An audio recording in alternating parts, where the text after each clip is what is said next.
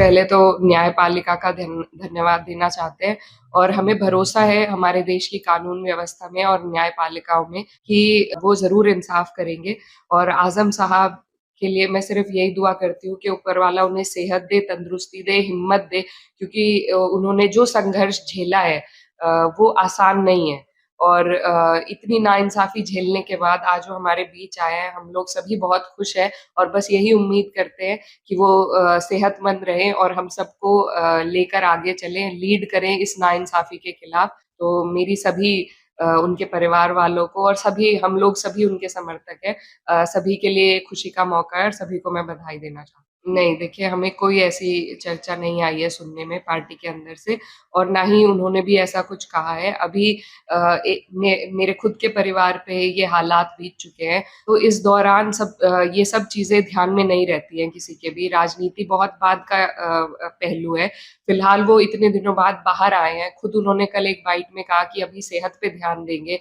उनकी जो एज है, जिस तरीके से वहाँ पर वो रहे, जिस तरीके से बर्ताव अंदर रहता है जेल में आम तौर पर, तो अभी तो ज़रूरत है कि वो अपनी सेहत का ख़्याल रखें और जो भी राजनीति की बातें हैं, वो बाद में होंगी और वो उन्होंने इस पार्टी को अपने खून-पसीने से खड़ा किया है। आज समाजवादी पार्टी जिस मुकाम पे है, उसमें आज़म खान साहब का एक बड़ा कद रहा है, बड़ा रोल रहा है।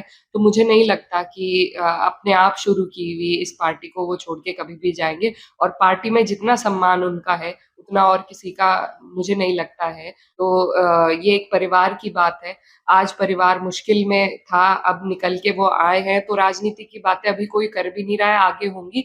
लेकिन मुझे पूरी उम्मीद है और पूरा यकीन है कि वो समाजवादी को पार्टी को जिस तरीके से उन्होंने चलाया, आगे भी वो इसी तरीके से चलाएँ। फिर से ये एक ऐसा फरमान है तानाशाही का, जो लगातार उत्तर प्रदेश की सरकार लाती जा रही है, थोपती जा रही है लोगों पे और ये साफ तौर पर उनकी बौखलाहट दिखाता है कि वो कितना डर चुके हैं क्योंकि कोई वर्ग, कोई समाज उनसे आज के टाइम पे खुश नहीं है।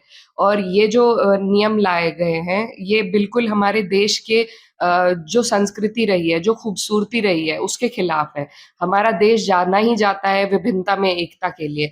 उसमें अगर ऐसे देश में ऐसे फरमान जारी किए जाएँगे, तो इससे ज़ाहिर-सी बात है बहुत से लोगों के भावनाओं को ठेस पहुँचेगा और हम इसका भी विरोध करते हैं। हमारी कोशिश ये रहनी चाहिए कि हम विभिन्न जो समाज के भाषाओं के, मज़हब के लोग हैं हमारे देश में, जो रहते हैं प्यार-मोहब्बत से, उनको एक माला में पिरोया जाए। उनकी विभिन्नताओं का सम्मान करते हुए उन्हें एक माला में पिरोने का काम हर सरकार का फ़र्ज़ होना चाहिए। लेकिन जो ये सरकार कर रही है, किसी की भावनाओं को इस तरीके से दबाने का, ठेस पहुँचाने का जो काम कर रही है, ये इस देश के संस्कृति के खिलाफ है, इस देश की मर्यादा के खिलाफ है और हमें बिल्कुल नागवार है और इसकी कोई ज़रूरत नहीं थी। जानबूझकर ये सरकार ऐसी चीज़ें ला रही है, उठा रही है, माहौल बिगाड़ने का जो काम कर रही है, इसका खामियाज़ा इस सरकार को ज़रूर भुगतना पड़ेगा। देखिए, उत्तर प्रदेश में तो जो सरकार चल रही है, उन्हें ना संविधान का पता है, ना इस देश के अधिकारों का, इस देश के नागरिकों के अधिकारों का पता है। ये किस तरह की कानून व्यवस्था इस देश में चल रही है, हमें समझ में नहीं आ रहा है क्योंकि कोई अभद्र टिप्पणी करे, उस पे समझ में आता है।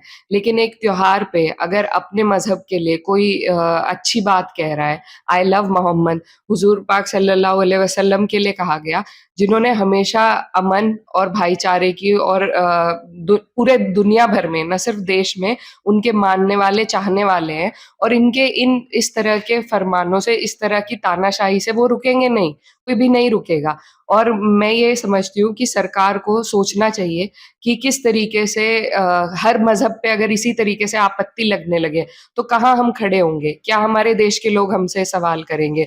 ये बहुत ही घिनौनी इनकी हरकत है और हम इसके सख्त खिलाफ हैं और ये सरकार जो है, ये दिन-ब-दिन इनका स्तर गिरता जा रहा है और इनको मिट्टी में मिलाने का काम ये जनता करेगी।